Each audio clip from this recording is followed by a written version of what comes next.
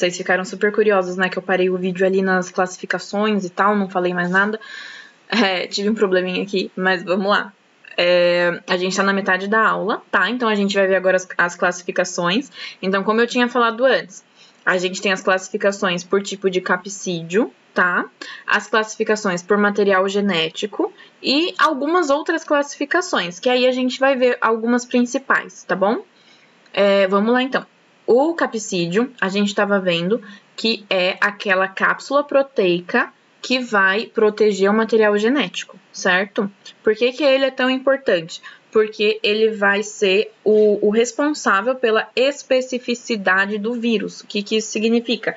Que é o capsídeo quem vai dizer se aquele vírus vai infectar um tipo de célula, por exemplo, a célula do pulmão, ou se ele vai infectar um outro tipo de célula, por exemplo, a célula do coração, um outro tipo de célula, por exemplo, a célula de uma árvore, de uma planta, tá bom? Então, é o capsídeo quem vai ser responsável por dar essa especificidade. Beleza, vamos ver as categorias, agora as classificações de vírus, tá bom? Então, vamos lá. Quanto ao capsídeo, a gente tem esses 3 nomes aqui. O vírus ele pode ser chamado de icosaédrico, porque ele tem esse formato aqui de um icosaedro. Então, ele tem esses ângulos, tá bom?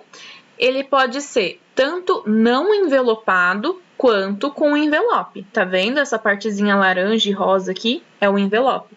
Então, o capsídeo é icosaédrico e o envelope vai envelopar, vai englobar esse núcleo capsídeo, beleza? O capsídeo, ele pode ser helicoidal, então é essa coisa assim meio mola, tá vendo? Essa hélice, né? Então aqui, ó, pode ser helicoidal, tanto não envelopado quanto com envelope, beleza? Aí a gente tem um outro capsídeo, um outro tipo de vírus que vai ser chamado de complexo.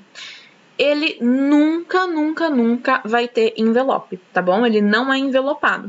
E esse tipo de vírus complexo a gente vai chamar de bacteriófago, que é essa estrutura que a gente viu aqui, que tem a cabeça, a cauda e as fibras, tá bom? Olha aqui, quando a gente vê no microscópio eletrônico, são bem parecidos com as representações mesmo. Então, um vírus icosaédrico, ele tem alguns ângulos aqui. O vírus icosaédrico com envelope, os helicoidais sem envelope e os helicoidais com envelope. E aí os vírus complexos, os bacteriófagos, tá bom? Que tem essa estrutura aqui. Quanto ao ácido nucleico, a gente também pode classificar esses vírus. Então, ele pode ter, quanto ao material genético, né? Ele pode ter DNA, o vírus pode ter RNA ou o vírus pode ter os 2 materiais genéticos, que aí a gente vai chamar de citomegalovírus, tá bom? É uma descoberta recente. Até um tempinho atrás, os pesquisadores achavam que os vírus ou tinham DNA ou tinham RNA. E agora, a ciência descobriu que existem vírus com os 2 materiais genéticos no mesmo vírus. Então, eles são chamados de citomegalovírus. Beleza. Quanto ao ácido nucleico, a gente pode pensar também nos vírus que só possuem DNA, só possuem essa estrutura aqui de material genético. E aí, a gente chama eles de desoxivírus. DNA lembra de desoxivírus, tá? Aí, dentro dessa grande classificação de vírus com DNA, a gente tem os outros vírus mais específicos. Então, eles podem ser chamados de adenovírus, parvovírus e vários outros nomes. Vocês não precisam lembrar dos nomes dos vírus, vocês precisam só saber que existem essas classificações para que, caso caia no vestibular, vocês não fiquem tão perdidos, tá bom? Mas não precisa lembrar que um desoxivírus, ele tem o vírus desoxivírus tem alguns tipos de vírus que podem ser chamados de adenovírus, por exemplo. Não precisa, tá bom? Vocês têm que saber que existem 3 categorias. O citomegalovírus, que são os 2 materiais genéticos, o vírus só com DNA, que aí pode ser chamado de adenovírus, parvovírus e outros, e o vírus só com RNA, que aí a grande classificação é chamada de ribovírus, tá bom? E aí pode ser, por exemplo, os astrovírus e alguns outros exemplos. Beleza, a gente entendeu então que quanto ao capsídeo, os vírus podem ser classificados de uma forma, quanto ao ácido nucleico, quanto ao material genético, ele pode ser classificado de outra forma. E aí, a gente também tem as outras classificações, tá? As mais importantes são essas daqui, retrovírus. Os retrovírus é um tipo de vírus que a gente vai estudar bastante, tá? Eles são muito importantes, porque eles possuem essa enzima aqui. Por que eles são chamados de retro, de coisa atrasada, passada ou de coisa reversa, tá bom? Retro significa tudo isso. E aí, quando a gente vê retrovírus, a gente precisa lembrar que esses vírus são chamados assim porque existe uma enzima chamada transcriptase reversa. E aí, no próximo vídeo, a gente vai entender por que essa enzima tem esse nome e por que isso é tão importante, tá bom? Quando a gente estiver vendo o vírus da AIDS, né, o HIV e o que ele causa da síndrome, né, da AIDS, aí a gente vai entender muito melhor qual o funcionamento disso, tá bom? Mas por enquanto é muito importante que vocês saibam que existe uma classificação de vírus que são os retrovírus por causa dessa enzima aqui, tá? Não esqueçam disso, é bem importante. Um outro tipo de vírus também são os arbovírus, tá? Dentro dos arbovírus existem diversas espécies de vírus, diversos vírus específicos. E aí, a gente tem... Por que eles são chamados de arbovírus? Porque são os vírus que estão na família, na categoria, vamos chamar de categoria por enquanto, na categoria dos insetos, tá bom? Desses tipos de animais aqui, tá? Eu tô falando bem simples para vocês, e depois a gente vai entender tudo certinho. Então, são os vírus que estão aqui nos artrópodes, tá bom? Por exemplo, é o Aedes aegypti. Então, a gente tem um mosquito aqui, um pernilongo, que carrega alguns tipos de vírus, tá bom? E já que esses vírus, o vírus que causa dengue, o vírus que causa chikungunya, o vírus que causa a zika, eles estão dentro de um artrópode, de um pernilongo, eles são chamados de arbovírus, tá bom? Vamos lá. Então, vamos entender um pouquinho melhor. A gente conseguiu ter uma visão geral do que são os vírus. Quais são as características gerais, as estruturas gerais e as classificações. Aí agora vamos entender um pouquinho melhor como que eles vivem, né? Qual que é a forma de vida desses vírus. Então a gente já viu que eles são parasitas intracelulares obrigatórios. Mas por que eles são parasitas intracelulares obrigatórios? A primeira coisa que a gente tem que saber é que eles não possuem células. E aí, já que eles não possuem células, eles obviamente não têm citoplasma, não possuem ribossomos e não têm nem membrana plasmática, porque não são células, certo? Então, por causa disso, como não existe nenhuma dessas estruturas, eles não têm metabolismo próprio, tá? Eles não possuem metabolismo próprio. E aí, para executar o ciclo de vida deles, né, para que eles consigam se reproduzir, por exemplo, eles precisam de um ambiente que tenha esses componentes. E qual ambiente que é esse? Dentro de uma célula, tá? E aí, essa célula, como a gente tinha falado, pode ser tanto procarionte quanto eucarionte. Beleza. Vamos entender como que acontece, então, essa utilização do vírus das partes das células. São 5 etapas. A primeira é a adesão à célula. Então, o vírus, né, que está aqui no meio ambiente, ele tem que se aderir a uma célula, a membrana plasmática de uma célula. Depois disso, ele vai participar de um processo de penetração. E aí a penetração pode ser de todo o capsídeo, do vírus inteiro, ou pode ser só do material genético. A gente já vai ver isso daí.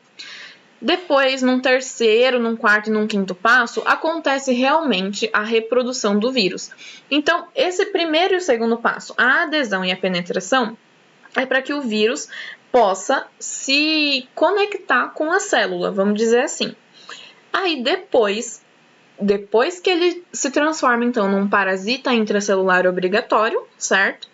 Ele vai entrar então em algumas etapas de biossíntese, ou seja, de síntese de componentes biológicos dos vírus, de montagem de vírus, ou que a gente pode chamar também de maturação, e depois, por fim, a dispersão, que a gente estava falando no outro vídeo, que é basicamente quando as células explodem e os vírus eles são liberados para o meio ambiente, tá bom? Então, 2 passos de contato com a célula e mais 3 passos de reprodução viral. Beleza. Como é que acontece essa adesão e penetração na célula? A adesão vai ser por causa dos tipos de proteína. Lembra que lá no capsídeo, que o capsídeo ele gera uma especificidade aos vírus? Então, primeiro, o capsídeo vai ser responsável por reconhecer a célula e por aderir nela. Uma vez que esse contato acontece, aí acontece a penetração. E aí existem 3 tipos de penetração. A injeção de DNA, tá bom? Vai ser injetado, a fusão do envelope viral ou a endocitose. Injeção, fusão e endocitose. Vamos ver quais que são esses tipos, né? O que acontece em cada um deles.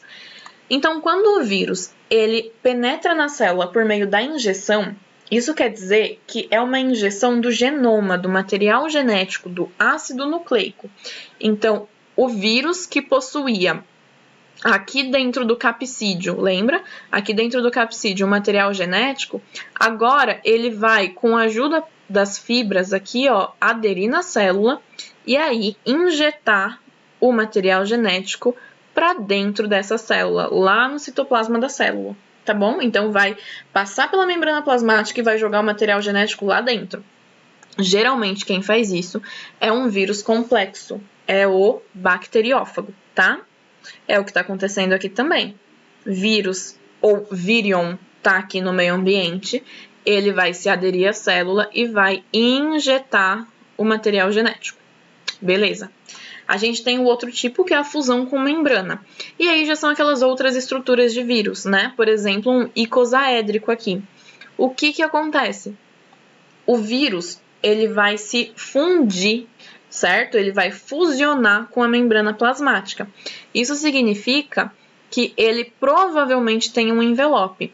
Então, o envelope, que já era de uma célula, lembra? O envelope vai reconhecer uma célula, vai se conectar, vai ter um contato com essa célula, e aí o envelope, junto com a membrana plasmática, vai se desfazer.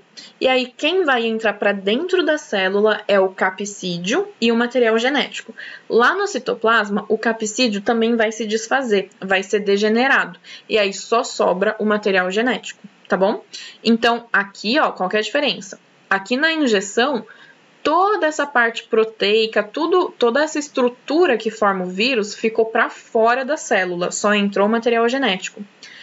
Aqui, a cápsula, o capsídeo, também entra na célula. E aí, quando ele é degenerado, né, quando ele vai desaparecendo, a célula vai consumindo todas essas proteínas para, por exemplo, para se nutrir mesmo. Então, a célula utiliza esse capsídeo, tá bom? Existe uma outra forma, que é a endocitose. O que é a endocitose? É quando tudo, então não só o capsídeo é levado para dentro da célula, tá bom? Vamos entender a diferença entre fusão e endocitose. Na fusão, a membrana plasmática e o envelope se fusionam. Então, para dentro da célula, só vai o capsídeo. Na endocitose, a membrana plasmática vai abraçar todo o vírus. Então, vamos entender que a membrana plasmática da célula vai formar alguns bracinhos, assim, vai formar alguns prolongamentos da membrana plasmática para abraçar o vírus que está aqui. E aí, colocar para dentro da célula. E aí, dentro da célula, esse vírus inteiro vai sendo decomposto, certo? Para sobrar só o material genético. Beleza, então a gente viu injeção, a gente viu fusão e a gente viu endocitose. Depois disso, né, depois dessa penetração, a gente tem então a parte da reprodução dos vírus. E aí, como que acontece essa reprodução? existem dois ciclos, o ciclo lítico e o ciclo lisogênico. A aula tá acabando, vamos entender um pouquinho como que são esses ciclos e aí a gente dá um descanso, tá bom? Vamos lá. Ciclo lítico, por que são divididos em dois, né? Vamos entender certinho cada um deles e depois a gente entende por que são dois. Então, ciclo lítico. Aqui tá em inglês, mas eu vou falando para vocês o que acontece. Primeiro passo, lembra? O vírus, ele vai se entrar em contato com a célula. Vai se conectar. Ele vai, por meio da penetração, seja por injeção, seja por fusão, seja por endocitose, vai colocar o material genético dele lá dentro. Então, aqui ele aderiu na célula, ele está colocando o material genético lá dentro, e aí no ciclo lítico, o que vai acontecer? A célula já vai começar a produzir as peças dos vírus. Vamos pensar nas estruturas dos vírus. Então, a célula vai pegar o material genético do vírus, vai ler aquele material genético e ela vai entender que ela precisa produzir agora, nesse caso aqui, por exemplo, ela precisa produzir as fibras, ela precisa produzir a cauda, a cabeça, mais material genético. Então, a célula vai começar a ler aquele material genético do vírus e vai produzir o que o vírus está mandando ela produzir. Então, aqui ela está sintetizando tudo isso. Ela vai montar, lembra quando a gente falou aqui das etapas? Que eu falei que pode ser uma montagem de partículas virais ou maturação. Então, a partir da síntese de todas as estruturas do vírus, a célula vai começar a montar os vírus dentro dela. E aí, quando essa célula estiver muito cheia de vírus, muito cheia, ela vai explodir. Ela vai liberar todos esses vírus, tá bom? E olha lá o que eu tinha conversado com vocês antes. A membrana plasmática rompeu, tá bom? A membrana plasmática, ela foi colocada em pedacinhos, certo? Ela explodiu mesmo. Esse tipo de vírus aqui do exemplo, que é um vírus complexo, ele não vai se aderir à membrana plasmática, então ele não vai ter um envelope, tá bom? Mas se fosse um vírus icosaédrico, por exemplo, né, aquele vírus mais redondinho, ele poderia ter, ou um helicoidal, por exemplo, ele poderia ter um envelope. Então, quando a célula explodisse, ele poderia se agarrar à membrana plasmática, e aí formaria um envelope, tá bom? Então, esse foi o ciclo lítico, que o ciclo lítico, vocês têm que lembrar, é quando acontece toda essa síntese das estruturas virais e a liberação, finalmente, dos vírus. É essa parte aqui do ciclo que a gente está falando. Beleza? Existe um outro ciclo, o ciclo lisogênico. Vamos ver o que ele é. O ciclo lisogênico vai ter as seguintes características. A primeira vai começar aqui, ó. O vírus vai se aderir à célula, certo? Então, um vírus que é específico daquela célula, por exemplo, vamos pensar aí no vírus que dá gripe. Então, esse vírus, ele vai entrar nas células dos pulmões, por exemplo, vai aderir àquela célula. Beleza. Quando o vírus fizer isso, ele vai colocar o material genético, não é? É essa primeira etapa que a gente estava vendo até agora. Quando ele coloca o material genético dentro dessa célula, no ciclo lisogênico, o que vai acontecer? Esse material, ele vai se fusionar com o material genético da própria célula.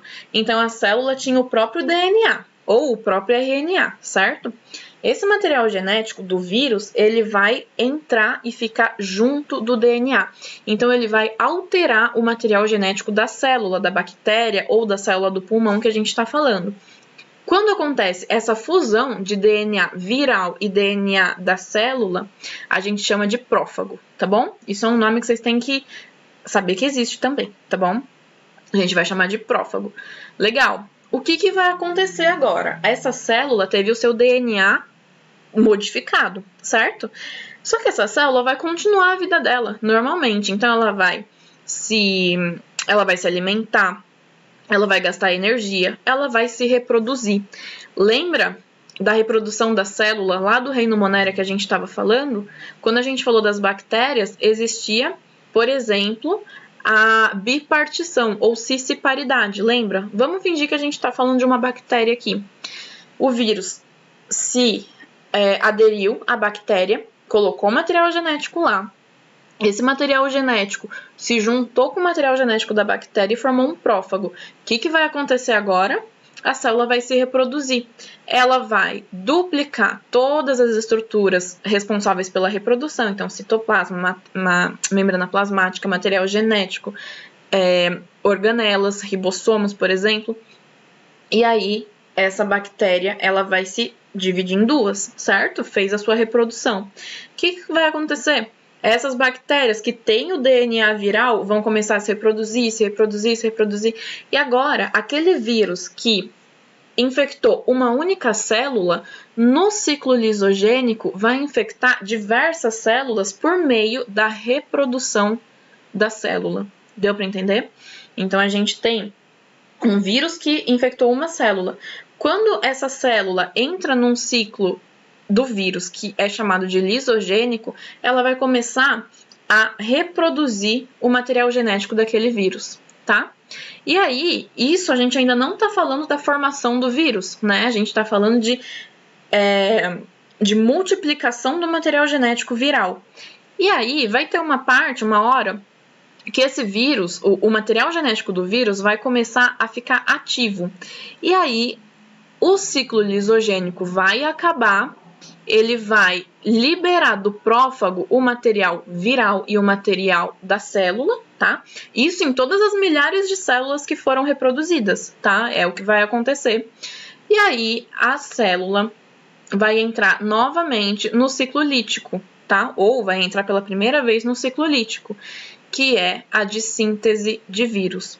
Então, isso daqui, o ciclo lisogênico, ele serve basicamente para que o vírus consiga infectar um número muito, muito grande de células, porque ele vai infectar uma, mas o próprio material genético dele vai se multiplicar de acordo com a reprodução das células, tá bom?